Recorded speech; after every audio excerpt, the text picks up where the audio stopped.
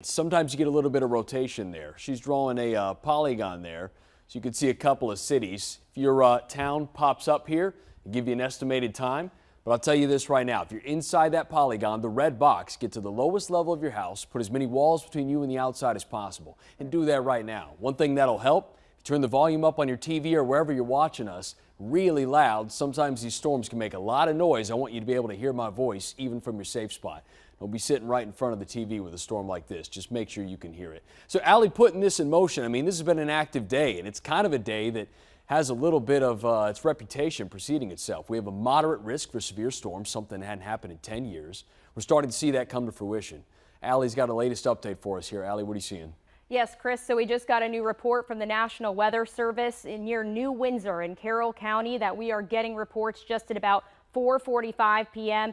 near the 2200 block of Jasontown Road. Wires are down, trees are also down, also on the 300 block of Church Street in the same location. We have power lines down. So I'll tell you what, Allie, here's what we're going to do to everyone watching at home inside this morning.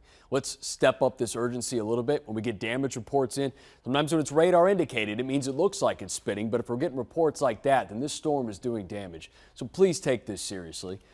Just play it safe. The storm's going to roll through. The worst part of it is right inside that warning box. Allie, if you could pause this for me for a moment. And then everything behind it's just going to be a wall of water. We're talking very low visibility, some frequent lightning strikes, and some very strong winds even outside that tornado warning. That's going to be the case here for the rest of the evening. We have a watch in place until 9 p.m., a tornado watch for our area, and 11 p.m. for the eastern shore. So Allie's going to zoom in here. Again, if you see your name pop up anywhere in here, your town, then it's time to act. Get to the lowest level of your house. Inside this could even be some hail. We're getting some heavy returns there. Allie, you want to flip over to our velocity product? What we're going to do is dissect this storm in a couple of ways. That's the view that you're used to seeing. Now when we switch over to velocity, we're looking at the wind inside of a storm. Red is moving away from the radar. Green is moving toward the radar. I only say that to point out that that's what we look for a little bit of rotation.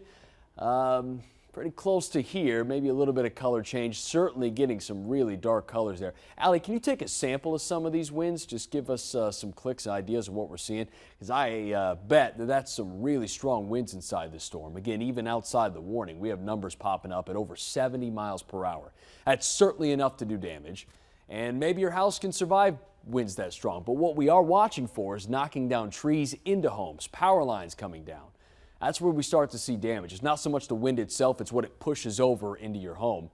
That is really widespread here inside that severe thunderstorm warning, and then an indication of some rotation inside that tornado warning. Allie, you want to broaden this out a little bit more? We'll flip back over to reflectivity, because while we have this tornado warning here, this line of storms has been very active to begin with too. So she's going to give us a bigger vantage point where we've had a handful of warnings, including this bigger severe thunderstorm warning and then a destructive severe thunderstorm warning. That's when winds are up over 80 miles per hour. So that part of the storm, not the only player in town. You could see this line starting to what we call bow.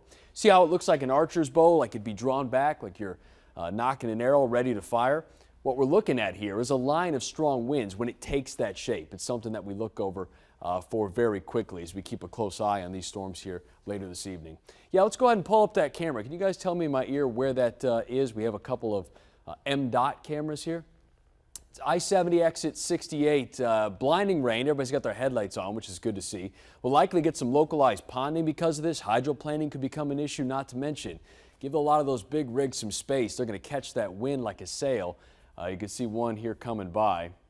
That's a live look of what we expect outside, and that's been the case across the area. So even if you're not seeing this right now, and I know we're cutting into programming, note that this storm's on the way. I mean, look at the reach of this system from the state line all the way down to parts of D.C. where we have another tornado warning coming in. That one's been in place. So even if you're not inside this warning box, that's Towson, Baltimore, Columbia, Edgewood, Bel Air, I mean, you're in the path of the storm system. We're going to be watching this throughout the evening hours, but the reason we're breaking into programming now, and we'll carry this until our tornado warning drops, is because of that rotation, not to mention that destructive severe thunderstorm warning, which is not one we see all the time. So, Allie, why don't you take me back into that tornado warning? Anything new, the National Weather Service, or any updates to pass along at the moment?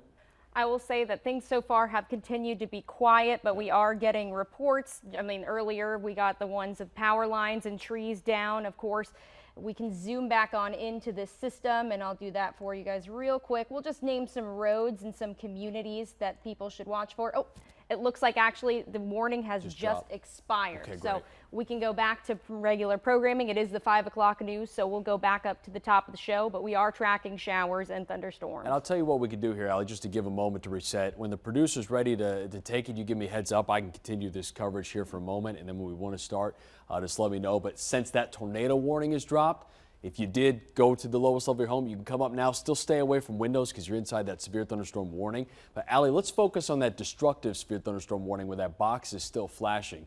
That's where we have the strongest winds left in our area. So you're used to seeing this severe thunderstorm warning box. That's the yellow box. That orange or brownish box that's flashing, that gets a special tag. There are 3 levels. There's your severe thunderstorm warning. There's one with a considerable tag with 70 miles per hour. Wind gusts, and then there's destructive, which is up to 80 miles per hour. So this storm system's moving fast. You'll have a little bit of a lead time. That severe thunderstorm warning, the bigger box, goes until 5:15, but they will issue another one downstream. I'm sure about that because this storm has just maintained its structure. It's looking very strong, and not to mention the light show into part of this system where we have frequent cloud-to-ground lightning strikes. A couple weeks ago, we had a house hit by lightning, so I want you to take that seriously too. Allie, it looks like they picked up that tornado warning into parts of Pennsylvania. So it's not in our area. I just want to point it out that if you know anyone, I know the area we just covered is right across the state line. So give them a heads up where that tornado warning was just issued. No surprise. We mentioned when we first broke in that this storm system's moving at 60 miles per hour, so it was going to be out of here fast. We always knew that, but still spinning.